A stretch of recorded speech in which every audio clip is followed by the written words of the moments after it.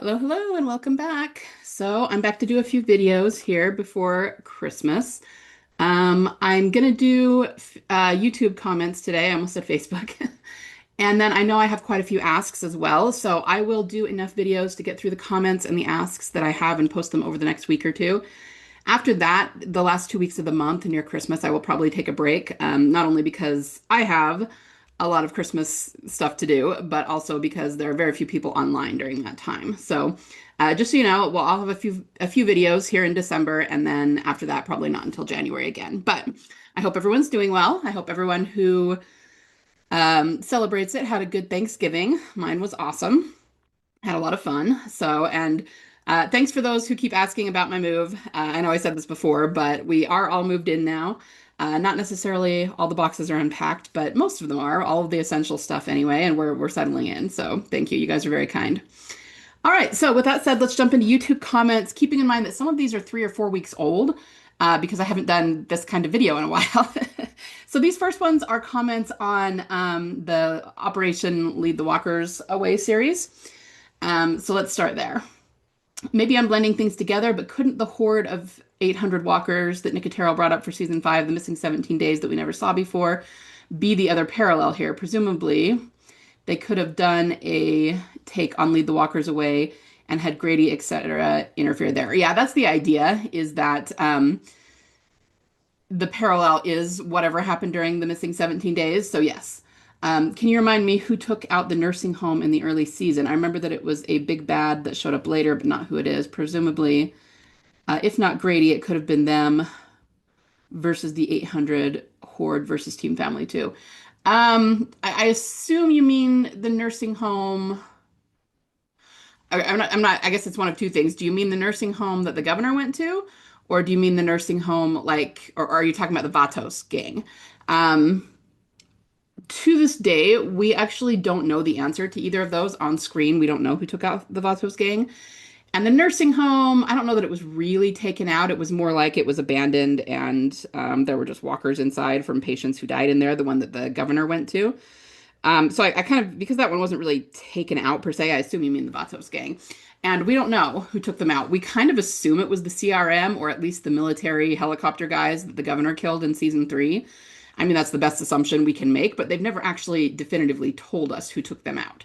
So, for anyone who doesn't remember, well, let's see, season 1, they met the Vatos gang. It was the people that kidnapped Glenn, and then they ended up being actually pretty nice, and they were just being protective of their people. And anyway, then Rick and the group left and went to the CDC. And at the beginning of season 2, they actually went back, but it's a deleted scene. So it's not in the regular show. You have to look up the deleted scene to find it. But they did a thing where they went back to see the Vatos gang again, and they had all been killed. Someone came through and took them out. And like I said, we don't know for sure who it was, but we have to, if we're going to assume that it's anyone that we have seen in the show and not just something random, then it would probably be the military guys in the helicopters. And best guess, they were probably part of the CRM or at least, entangled with them in some way. But we don't really have a definitive answer for that. So, yeah, I mean, whoever is still around and still in the area could definitely have been involved in the missing 17 days.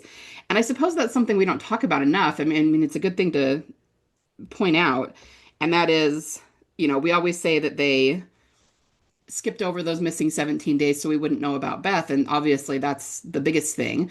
But maybe them showing us those missing 17 days would also have told us a lot about the CRM, that they aren't ready to, they or at least during that time, during season 5, they weren't ready to reveal that yet.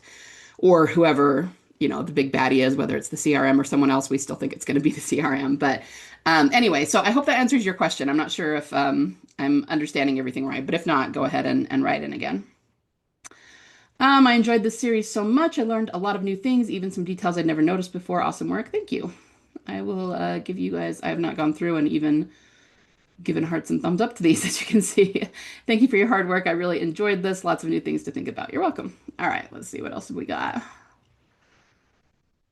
Oh, got that one. Let's go here. The thing about Enid saying that's how we were able to, I've already interpreted it as Enid and Carl sneaking out of Alexandria to come run around the woods. Nobody ever noticed they were doing that. Yeah, I mean, did they do that? I would have to go back and watch. Were they already doing that before JSS? I mean, they certainly did it plenty afterward.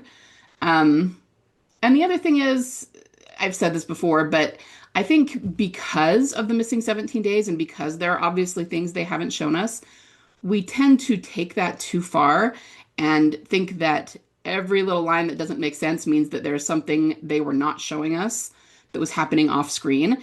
And I really, really hesitate to think that about anything other than the missing 17 days because I think we just take it a little too far sometimes.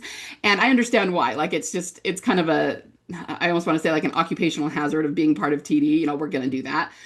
So I get it. But if we didn't specifically see Enid and Carl doing that before Just Survive Somehow, which is 602, then I wouldn't think that it probably refers to them. And I think that's why most people don't think that. But I could be wrong. I'd have to go back and see.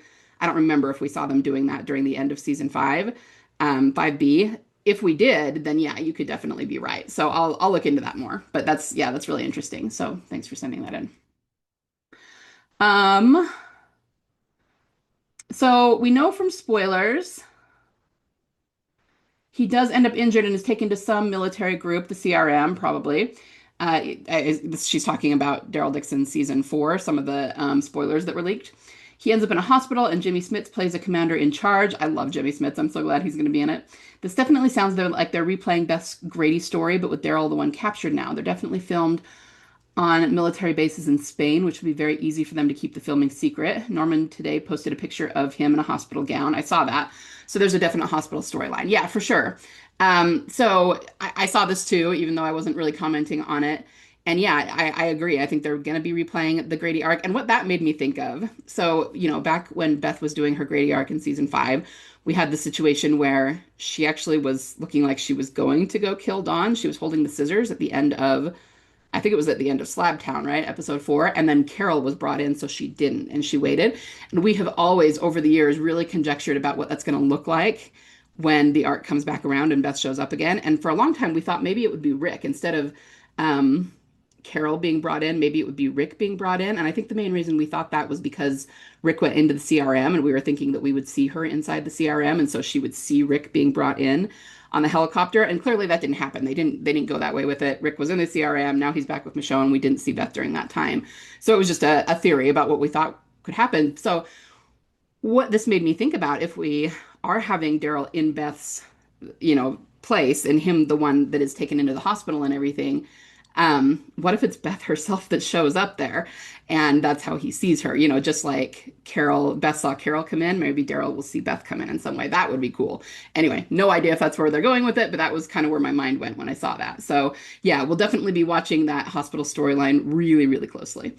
Also interesting to note, the filming of the season was way shorter than last season. Last season's 6 episodes eventually expanded to 7, shot from mid-August to mid-February. This final season with 8 episodes shot from mid-July to mid-November. That is significantly shorter.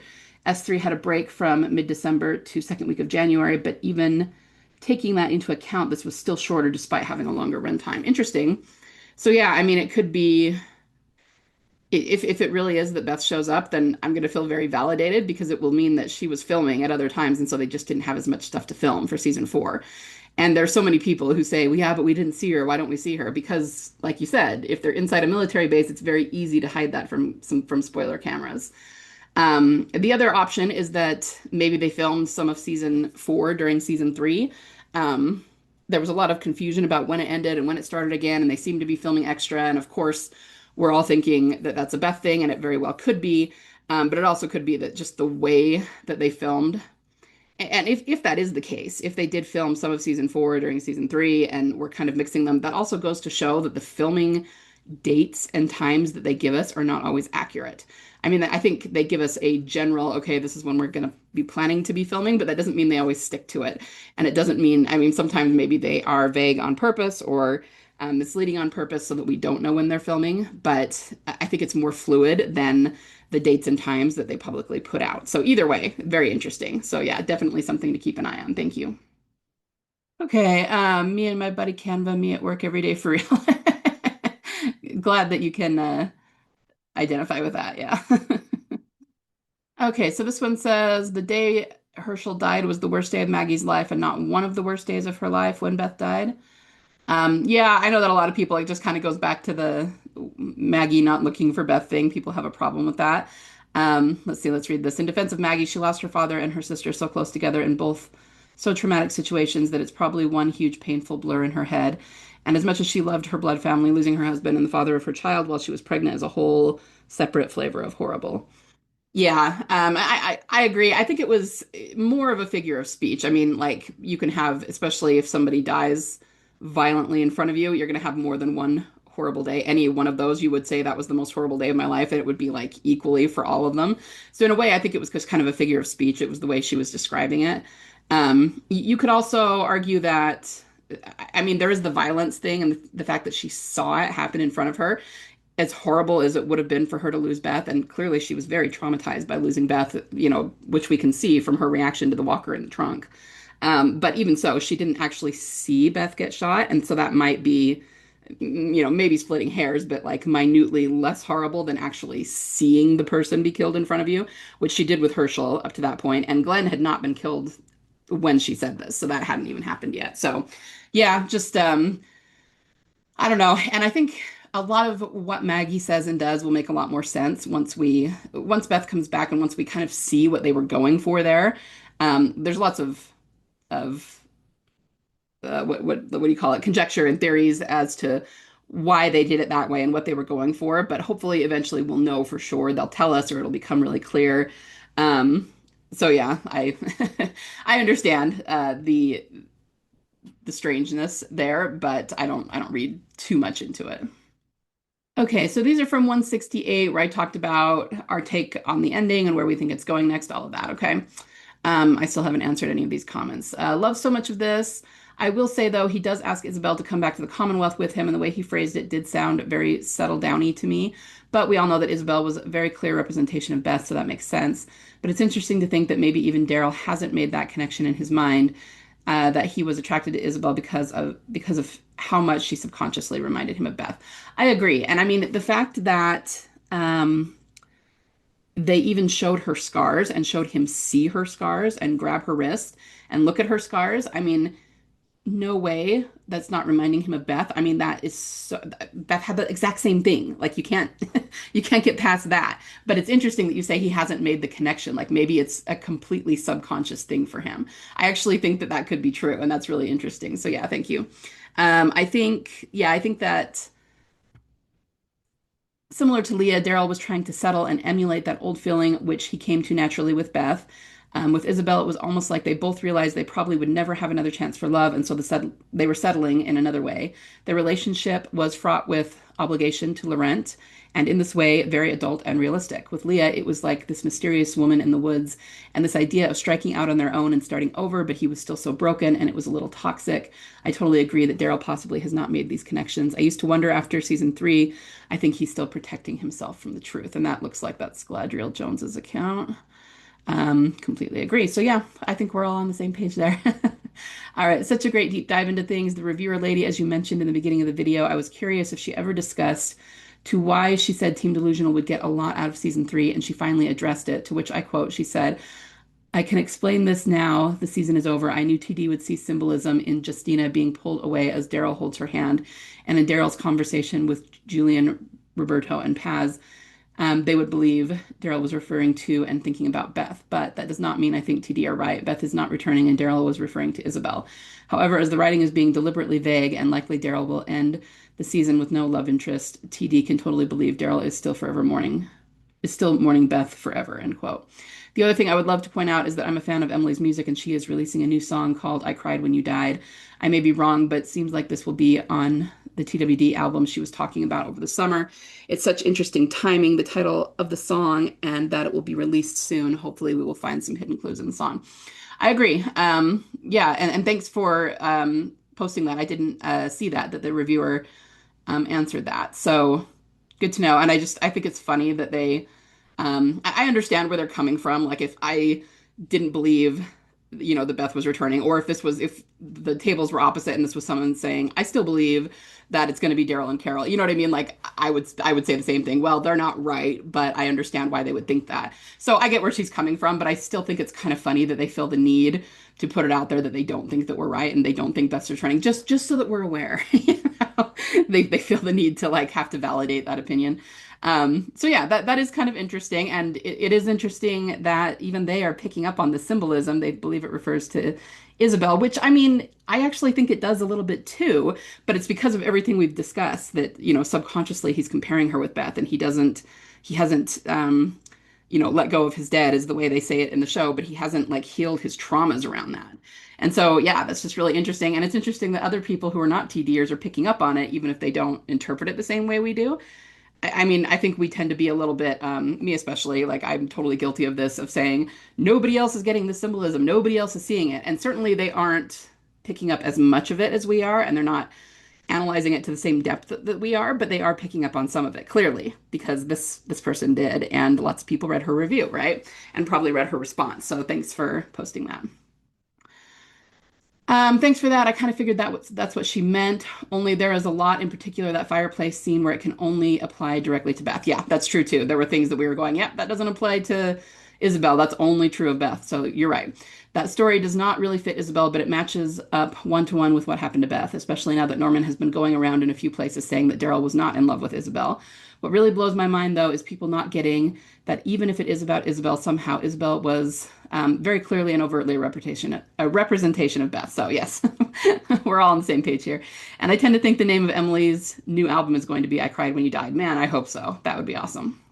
And there hasn't been much talk. She was going to release it before the end of the year, and I haven't seen much talk about it. Granted, I've been a little out of the loop, but I haven't seen much promotion about it or anything. So I don't know if she's still going to release it or if they're just going to be like, "Oh, surprise!" 2 days before the end of the year. I mean, it's a little bit odd, so we'll have to see how that unfolds. The fireplace scene is so Beth coded, and yes, I fully agree that Isabel was a representation of Beth. Unlike this reviewer is stating, Beth will return. Yes, thank you. There's symbolisms for a reason, which the reviewer even noted in Justina, and that's true too, because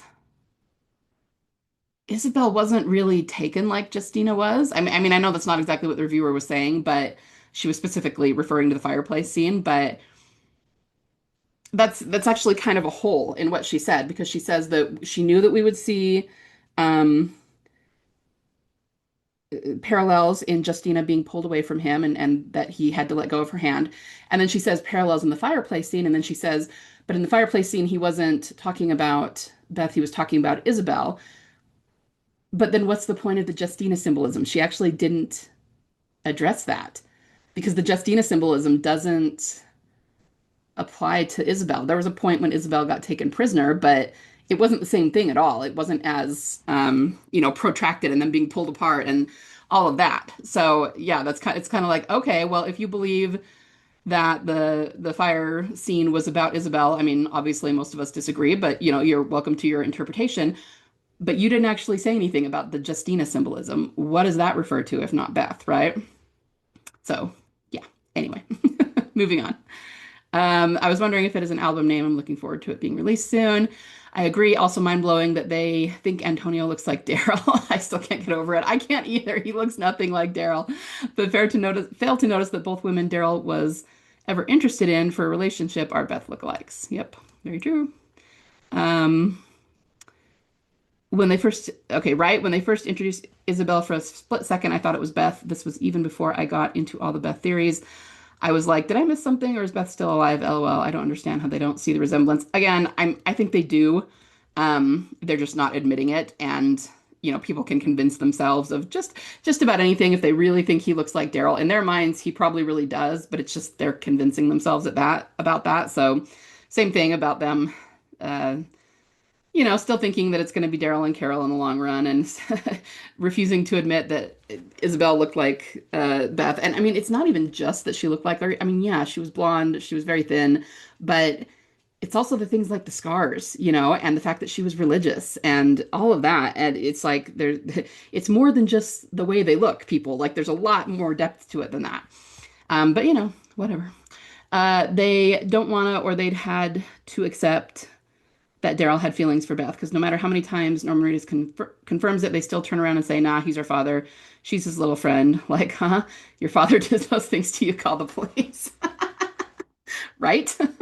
I always say that too. I mean, first of all, there's the smoky look across the dinner table. You should not be having those looks with anybody you're related to. And the other one that cracks me up is the hug, the Bethyl hug in 401. And it's just like there's so much tension there. And it's like, yeah, I can hug my brother, but I don't hug him like that. There's not that kind of tension there, right? It's just a familial hug. And it did not seem that way between them. So, all right, guys, I think this is all of my comments, and I'm pretty caught up here. So, the next video I will do asks. And yeah, I don't really expect to get too much more in terms of hints or things being leaked or anything before the end of the year. We'll have to see if Emily's album actually does come out. But we're heading into Christmas, so there might not be much until next year again. So anyway, that's all for today, and I will see you in the next video.